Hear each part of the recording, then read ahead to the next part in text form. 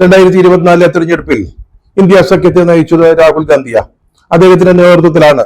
ചിലർക്കൊക്കെ അഭിപ്രായ വ്യത്യാസം ഉണ്ടായിരുന്നുവെങ്കിലും രാഹുലായിരുന്നു നേതാവ്. പക്ഷെ രാഹുലിന് ഇന്ത്യ സഖ്യത്തെ അധികാരത്തിൽ എത്തിക്കാൻ സാധിച്ചില്ല. അപ്പോഴാണ് ചില ഘടകകക്ഷികള് രാഹുൽ ഗാന്ധിയുടെ നേതൃത്വത്തിനു നേരെ മുഖം തിരിച്ചത്. അത് പ്രധാനമായിട്ടും പശ്ചിമ ബംഗാളിലെ തൃണമൂൽ കോൺഗ്രസിന്റെ നേതാവ് മമതാ ബാനർജി ഇന്ത്യ സഖ്യത്തിന്റെ ആരംഭം മുതൽ തന്നെ പ്രശ്നങ്ങൾ ഉണ്ടാക്കിയിരുന്ന ഒരു നേതാവാ. നിങ്ങൾ ഓർക്കണം, പഴയ കഥയൊന്നുമല്ല.